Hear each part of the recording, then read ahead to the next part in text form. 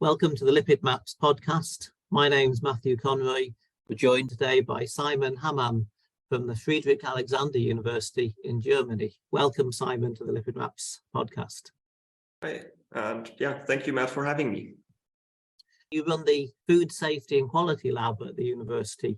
Tell me, what does a Food Safety and Quality Lab typically do? Well, I'm a food chemist by training, and at least in Germany, the idea of the food chemistry when it came up centuries ago essentially was to have a civil servant that will oversee the safety and the quality of the food. So what we do even today as food chemists is exactly that: check that food is essentially labeled correctly, that it has the ingredients it's supposed to have, but not any of the contaminants that it's not supposed to have. In my case specifically, I'm specializing in lipid chemistry. Probably makes sense why I would be on a Lipid Maps podcast. Yes. And so what we do is we use lipids to probe the quality and safety and also authenticity of food. So, for example, we look at the polyunsaturated fatty acid in supplements. If the quantity corresponds to what is on the label, we look at potential oxidation products that could then be an issue in terms of safety. And we also looked at if we want to buy goat's milk, that we actually get goat's milk and not only milk, and how we can use lipids to probe these things. Probe the species, yes. Here in the UK some years ago, we had a big scandal that a significant amount of beef turned out to be horse. The horse meat scandal had us all, yeah. Yes. But recently you've analysed some foodstuffs that are definitely beyond their sell-by date. In fact, from the Neolithic age. Can you tell us about that? Yeah, so after my PhD, which was still in Germany, postdoc, I joined University of Bristol and essentially engulfed into archaeological lipid chemistry. So using lipid residues in archaeological potteries to figure out what people ate in the Neolithic or... So the Neolithic, we're talking what age range? How long ago? It depends where you are in the world, really. The UK was quite, let's say, late to pick up on things. Yes. So we're essentially... Depending where you are, definitions are different, but if we go like with the spread of farming and animal herding, that would be essentially the UK roughly 4000 BC, we're saying. So let's say 6,000 years ago when things... In round figures, 6,000 years ago. When things essentially came over from the continent. And you analysed some pottery up in Scotland. Yes. So in the Outer Hebrides, they found some crannogs. So essentially, they knew there were crannogs all along. Crannogs are artificial islands that people at some point, for some reason, there's ideas why, but not really any evidence, built in lakes. So these are maybe, let's say, 10 by 10 meters. And around 4 of these crannogs, they found pottery, which they could identify from typology and also supported by radiocarbon dating to the Neolithic age. So roughly 3,600 BC, I think, is the oldest date that they got.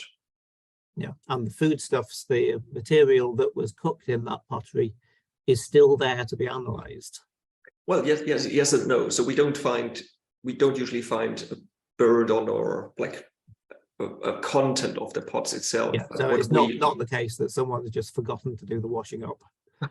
we have that occasionally, but that's not usually what we're looking at. We are interested in the bits of lipids that essentially seeped into the ceramics. So if we look at the ceramic as kind of a porous material, then you have a lot of surface area where lipids can seep into and kind of get attached to in a way and stay there for a while. So if we at least find a few micrograms of lipids still, we can do some work with there. And in the case of these Neolithic crannog pottery, we could, for example, show that the people up there were consuming milk quite a lot, which we know about Neolithic Britain in general, but also what we could find is lipids that we identified as cereal-derived lipids. So for milk, the typical lipids would be what? Triglycerides, I guess. We did find some intact triglycerides, but generally they will be hydrolyzed, and anything that is oxidizable, at least for Neolithic timescales, essentially will be oxidized. So what we're mostly left is at some point C16 and C18 saturated fatty acid, palmitic acid, which then doesn't have any diagnostic value on a molecular level, because as we know, they just occur about everywhere. But the stable isotopes, so compound specifics, delta 13C analysis, and the offset between the two fatty acids, in this case, told us that is milk lipids. But also we were quite lucky with these samples because they had been deposited around the cranox on the loch bed, so they were waterlogged, and we got very good preservation and like this typical very wide triglycerol pattern that you would see for milk fat in the GC. So that was also supporting that identification. And the cereal lipids, you said there was diagnostic lipids for cereals. Yeah.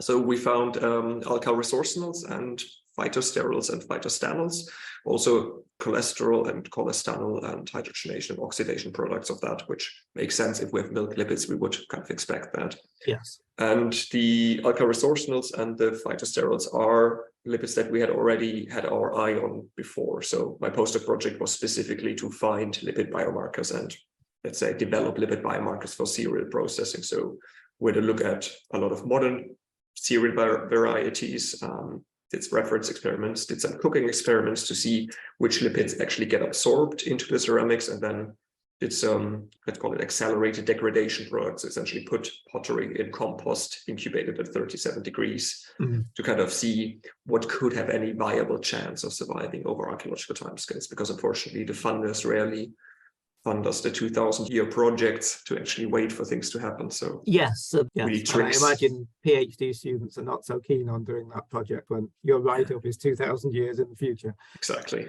Hard to build a career on that. It's a bit late then. Yes. But the cereal lipids you found told you what about the cereals that were being used at the time? Yeah, that's a bit of a difficult one. So we believe it was more likely some wheat species. So particularly, while the phytosterols are essentially present in all plants, basically, the alkyl resorcinols are relatively cereal specific. There's different plants that, like sedges, that also contain them. But within the cereals, we have different homologue distributions. So these alkyl resorcinols, they have this common resorcinol head group, and then there is a linear alkyl chain. That's roughly 15 to 27 carbons, odd numbered predominantly. And depending on which cereal you look at, they have different dominating homologues. So the wheat species max out at the 21 carbon, I want to say off the top of my head, while barley, for example, maxes out at the 25 carbon homologue. And what we saw matched more closely the wheat one. And from the experiments that we did when we're looking at how the patterns shifted from the raw materials through cooking into the ceramics through degradation, we also wouldn't expect a shift in that way that we essentially would miss barley for wheat. Let's say I would rather go for, it was a cereal signal, probably wheat, but yes, difficult to assign. You wouldn't like to bet the house on that. Exactly. So presumably these samples you extract them from within the pottery itself. You can rule out modern contamination on the surface. We remove the surface for that reason. So standard sampling protocol would essentially taking a shirt, taking a Dremel model drill, and taking off like the outer 1 or 2 millimeters of the pottery, because as you say, anything that is exposed to environment is just very susceptible to contamination. Excavators, if they are not excavating with organic residue analysis in mind, they will not wear gloves. So we will get fingerprint lipids, which is a big issue because it leads to quite weird interpretation sometimes. So we are taking off the surface, and then we're powdering, chipping off the bit that we need, powdering in a mortar and pestle, and then extracting with chloroform methanol. Pretty standard protocol from that on, I guess. So 6,000 years ago in Scotland, then we know that people were drinking milk and they're eating cereals, probably wheat. And do you think this wheat was being farmed, or were they wild cereals that are being gathered? No, I think it would be farmed. So I guess you can't tell that from the lipid analysis, but no, I think, but there is more data. To be honest, I don't know what the lipids of wild cereal ancestors look like. I mean, there could not have been really any wild wheat up there. Some grasses maybe, but I don't know what the lipid composition of those look like. That's actually a good point. There must be something to be interested in. What's currently being done is that they're probing cores throughout the crannog and looking at pollen analysis as well. At least in some ranges, you can just discriminate the wild grasses from cereals, although I understand it's difficult, but pollen analysis is not my forte. So it's fascinating that you can tell so much from a piece of pottery. You can tell what people were eating 6,000 years ago. And I believe you saw that different pottery had different lipids in them. So it's indicative that there were specific pots for specific foodstuffs. Yeah, we saw some of this smaller pots that were more often we found essentially milk in those, while the bigger ones tended to be meatier, essentially more adipose fat signals, essentially. So it is something that I was wondering about quite a bit, is as to which point essentially eating became a deliberate act with, I don't know, recipes in mind, and essentially a bit of a cuisine enjoyment and not just getting calories in because you need to survive. But it looks like they were making deliberate decisions here. And this is quite fascinating. This would be some of the first farmer generations coming to the Outer Hebrides, which I guess today isn't a particularly friendly place to live with quite harsh conditions, but it would have been worse back then. And still, yes, it's certainly not the Mediterranean, is it? Exactly. And they still made essentially these deliberate things where they didn't just go for the easy way. Yes, they clearly took time and cooked specific foods in specific vessels. And it's fascinating that we can tell from the lipid residue within the pottery what people were eating so far back in time. Yeah, the oldest pottery that still has lipids to analyze. So as soon as there is lipids, essentially we have this data reservoir, this essentially safe haven for the lipids to survive over the timescales. Because they are staying in the lipids, in the pottery, we essentially have the context they're preserved in, and they're not just seeping away into the soil. So it makes you wonder that in 6,000 years' time, what analysis tools will be to find out what we were eating. If you can scrape it off a plastic container? If it's still there on the plastic container. The plastic almost certainly will be still there. So Simon, that's been a fantastic look at the world of ancient lipids. Thank you very much. Thank you for having me.